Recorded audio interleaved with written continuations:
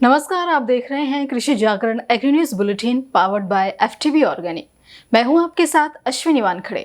आइए नजर डालते हैं इस वक्त की बड़ी खबरों पर। कई राज्यों में टमाटर कोड़ियों के भाव बिक रहा है। दूसरी ओर हरियाणा में इसके किसान भावांतर भरपाई योजना का लाभ उठा रहे हैं, जहां उन्हें कम से कम 500 रुपए क्विंटल का रेट मिलना तय है। किसान उत्पादक संगठन ने इस काम को और आसान कर दिया है। जो मंडियों में टमाटर के दाम निर्धारित मूल्यों से कम रहते हैं, तो उस स्थिति में किसान को भाव के इस अंतराल की भावांतर भरपाई योजना के तहत लाभ दिया जाता है। मध्य प्रदेश जिला रतलाम के निवासी 22 साल के जितेंद्र अतोदिया कृषि पृष्ठभूमि से आते हैं, जिनकी जैविक और प्राकृतिक खेती के तौर तरीके को आगे बढ़ाने में गहरी रुचि है। जितेंद्र अतोदिया बाजार में मिलने वाले जैविक खाद से 33 गुना सस्ता जैविक खाद बनाकर बेच रहे हैं। इस संबंध में कृषि जागरण के एफटीवी प्लेटफॉर्म पर उन्होंने क्या कुछ कहा, आइए जानते हैं। मैंने जैविक खाद बनाना की शुरुआत करी या आसपास के किसानों को भी जागरूकता मिले और जैविक खेती को बढ़ावा मिले। मैंने जैविक खाद में वर्मी कंपोस्ट खाद तैयार किया है। वर्मी कंपोस्ट खाद में सभी प्रकार के तत्व रहते हैं, लेकिन कम मात्रा में अवेलेबल रहते हैं। जैविक खाद में मैंने पढ़ाई के बाद लोन लेके बिजनेस का स्टार्ट किया है। इसमें जैविक खेती को बढ़ावा मिले ताकि और खाद लोगों को बाज़ारों में बहुत महंगा मिलता है और बड़ी बड़ी कंपनियां बहुत महंगा देती है, इसलिए मैं किसानों को 6 से 7 रुपए किलो में ही दे रहा हूँ।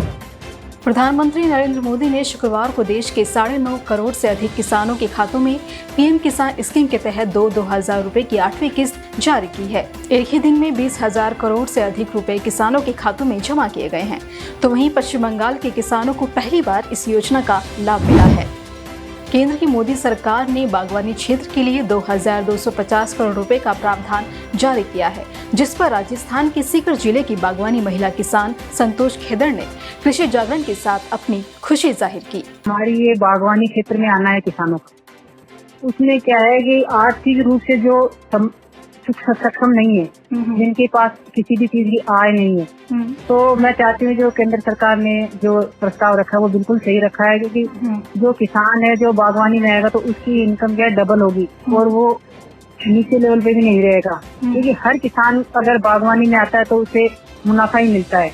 और जो हमारी परंपरागत खेती है इसमें कुछ भी नहीं मिल रहा है किसानों को। तो मैं चाहती हूँ हमारी सरकार हर किसान की इसी तरह से मदद करती रहे, क्योंकि किसान अपने दम पे कुछ नहीं कर सकता है, क्योंकि सरकार का उसके ऊपर हाथ होना रहना बहुत जरूरी है। तो मैं चाहती हूँ बागवानी के अंदर जब तक सरकार हमारे साथ नहीं होगी तो किसान ऊपर कभी नहीं उठ सकता। कोरोना महामारी के आने के बाद से मास्क और सैनिटाइजर हमारी जिंदगी का एक अहम हिस्सा बन गया है। इसीलिए सैनिटाइजर की मांग पिछले 1.5 साल से काफी बढ़ गई है। ऐसे में सैनिटाइजर का निर्माण कंपनियां एक खास पौधे से निकलने वाले तेल से भी कर रही हैं, जिसका नाम है लेमन ग्रास। आम बोलचाल की भाषा में इसे नींबू की घास भी कहा जाता है। मेहनत व लागत कम होने और कमाई ज्यादा होने के कारण किसानों का रुझान इसकी तरफ हुआ है। किसानों का कहना है कि 1 एकड़ में लेमन ग्रास की खेती कर एक साल में कम से कम 2 लाख रुपए तक का मुनाफा कमाया जा सकता है। कोरोना महामारी के दौर में केंद्र की सरकार ने किसानों को बड़ी राहत दी है। करीब 8 करोड़ किसान क्रेडिट कार्ड धारकों के लिए लोन भुगतान करने की तिथि को 31 मार्च से बढ़ाकर 30 जून कर दिया गया है। फ्रूट लॉजिस्टिका 2021 पर 18 से 20 मई तक वर्चुअल मोड में ट्रेड शो का आयोजन किया जाएगा, जिसमें नवीनतम नवाचारों का प्रदर्शन किया जाएगा। आपको बता दें कि फ्रूट लॉजिस्टिका उपज व्यवसाय के हर क्षेत्र को कवर करता है। भारतीय मौसम विभाग ने चेतावनी जारी कर कहा कि अरब सागर पर बना कम दबाव का क्षेत्र 16 मई तक चक्रवाती तूफान में बदल सकता है, जिससे गोवा और दक्षिण कोंकण क्षेत्र के कुछ स्थानों पर भारी बारिश की संभावना है। इसी के साथ 17 मई के बाद गुजरात में बारिश होने की भी संभावना है। इसी तरह की अन्य खबरों के लिए जुड़े रहिए कृषि जागरण के साथ। धन्यवाद।